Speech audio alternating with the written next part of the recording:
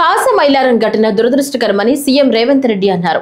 ఇవాళ ఘటనా స్థలానికి వెళ్లిన ఆయన పరిశ్రమల శాఖ అధికారులతో సమీక్ష అనంతరం మీడియాతో మాట్లాడుతూ ఇలాంటి ఘటనలు తెలంగాణలో మునిపెన్నడూ జరగలేదన్నారు. ప్రమాదం జరిగిన సమయంలో సిగాచి ఫార్మా కంపెనీలో మొత్తం 143 మంది కార్మికులు ఉన్నారని పేర్కొన్నారు. ఈ ప్రమాదంలో చనిపోయిన కుటుంబాలకు కంపెనీ వారితో మాట్లాడి ₹1 కోటి పరిహారం, తీవ్రంగా గాయపడిన వారికి 10 లక్షలు ఇప్పిస్తామన్నారు. పరిశ్రమలో భద్రతపై ప్రత్యేక కమిటీని ఏర్పాటు చేయబోతున్నామని వెల్లడించారు. కంపెనీ యాజమాన్యాలు కూడా భద్రతపై దృష్టి పెట్టాలని సూచించారు.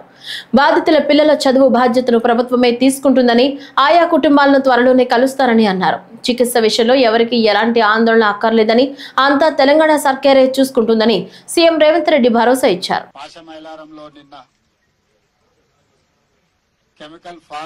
కెమికల్ ఫ్యాక్టరీలో జరిగిన ప్రమాదకరమైన సంఘటన నేపథ్యంలో నిన్న ఉదయం నుంచి మంత్రులు దామోదర్ రాజనరసింహ గారు, వివేక్ వెంకటస్వామి గారు, స్థానిక కలెక్టర్, పోలీసు ఉన్నతాధికారులు, అదేవిధంగా ఫైర్ సిబ్బంది అందరూ కూడా ఈ సంఘటన తదనంతర పరిణామాలన్నిటిని కూడా దగ్గర ఉండి పర్యవేక్షిస్తూ చనిపోయిన వాళ్ళ శవాలను తొలగించడం కానీ, గాయాలపైన వాళ్ళను హాస్పిటళ్లకు తరలించడం, అక్కడ యాజమాన్యంతో కూడా చర్చిస్తూ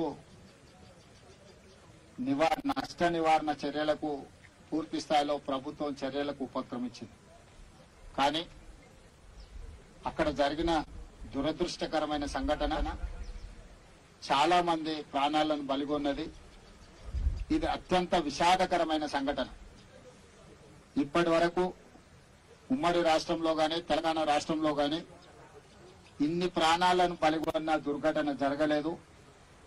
అందుకే ఈరోజు నిన్నటి నుంచి మా మంత్రులు నిరంతరం పర్యవేక్షిస్తూ సంస్థ యొక్క యజమానులతో, ప్రభుత్వ అధికారులతో, అదేవిధంగా fire department, Hydraa, disaster management, police సిబ్బంది, రెవెన్యూ సిబ్బంది, అన్ని శాఖలను సమన్వయం చేసుకుంటూ అక్కడ చర్యలకు ఉపక్రమించడం జరిగింది.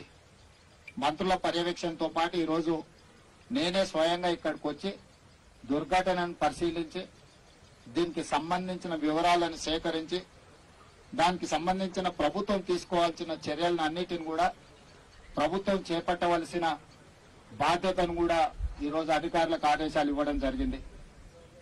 ఈ దురదృష్టకరమైన సంఘటనలో ప్రాణాలు కోల్పోయిన వాళ్ళు బీహార్, ఒడిశా, మధ్యప్రదేశ్, ఆంధ్రప్రదేశ్, తెలంగాణ రాష్ట్రాలకు సంబంధించిన వాళ్ళు ఉన్నారని ప్రాథమిక సమాచారం అందింది. ఇప్పటి వరకు అధికారులు అందిస్తున్న సమాచారం మేరకు దాదాపుగా 36 ప్రాణాలు పోయినాయి. ఇంకా కొంతమంది అచూకీ లేదు. చాలా వరకు వివరాలను సేకరించే ప్రయత్నంలో అధికారులు ప్రయత్నం చేస్తున్నారు.